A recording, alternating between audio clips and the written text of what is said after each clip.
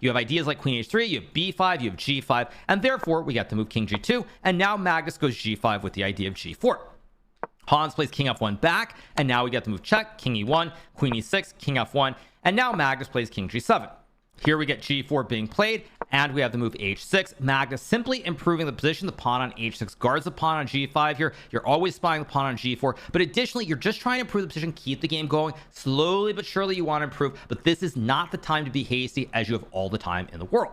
We get to move queen c4. Magnus trades the queens, and now he goes a6, and at this point, it's a very easy position to play for black. This might not be completely precise according to the computer, but when you're playing blitz, you want easy moves, and this is simply cruise control for Magnus. He's going to go b5. For example, say you get something like this, you can always go c4, c3. If white ignores it, you can go b4, a5, a4, b3. So at this point, Magnus's position is very easy to play. He wants to push the c pawn or push the a and b pawns to create a passed pawn. Now we get to move king g2. Magnus plays b5. We get pawn takes, king g3, and now we have to move rook a8 to attack the pawn on a2. Here Hans plays rook d2. Magnus goes c4 with the idea of pushing his p. He wants to go c3 and b4. We get e3, c3, rook to e2, and now we have the move b4 from Magnus. Here Hans plays the move rook b1. We get bishop to b5, and now we have the move rook e to e1.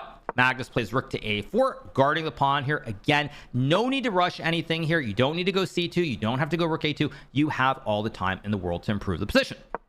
So you get rook a4. Hans plays e4, and now Magnus plays the move c2. We get rook c1, and now a very important moment. Rook takes a2 would still be winning after e5 and b3 because Magnus can keep pushing his p, but you can also play the move bishop c3, which is what Magnus does, attacking the rook, avoiding any of these ideas with e5 to trap the bishop on f6, and now it is GG, why not? We got rook takes pawn, bishop d3. Also, by the way, bishop takes e1 would be good enough. Bishop d3, takes. We got the move rook e3, and now Magnus plays c2, trying to make a queen. We get rook to e1. Magnus plays bishop takes e4. We get knight d2, bishop g6, and here we have to move knight b3. Magnus plays rook a2, knight c1, and now we get to move rook a1. Here f3 is played. Magnus goes e6. Now I think if this were a normal situation, Hans would have already resigned the game, but very recently when Magnus played in Title Tuesday, he actually got flagged 3 times because Magnus cannot afford good internet in Norway. And so I think for that reason, based off of the recent result in Title Tuesday, Hans simply wants to keep playing because he's hoping that Magnus's $5 dial-up internet simply is going to fail him once again. So we get the move king to f2.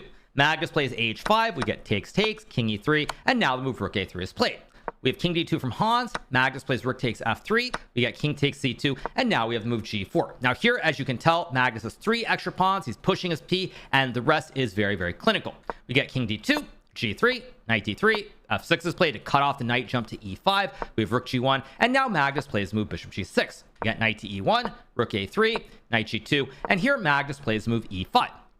This move is not a mistake, but the only reason that I don't love this move is that once Hans is able to play knight e3, now we're in a situation where both players have 8 seconds, and black is going to lose this pawn. But true to form, we don't consider Magnus to be the greatest player of all time for nothing, and he uses 7 seconds before playing, or 6 seconds I should say, before playing this move g2, but it is one of the cleanest and most efficient ways to win here, because if white takes with the rook, after check, you simply trade the rooks, you go bishop e4, knight e3, and f5, and with the 2 connected pawns, Magnus is going to push his p, and Hans is going to resign.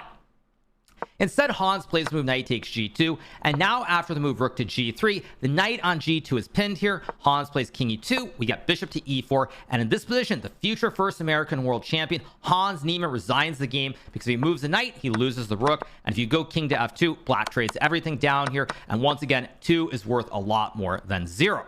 So after bishop to e4, Magnus gets a big win. He moves to a perfect score with 8 points out of 8, and he is on cruise control. Now, Magnus would go on to win this event with a score of 9.5 out of 11. He would suffer a tough loss in the final round to Alexander Bornik, who would come in second. But now we're going to take a look at one of my games, which I played in the final round of the event.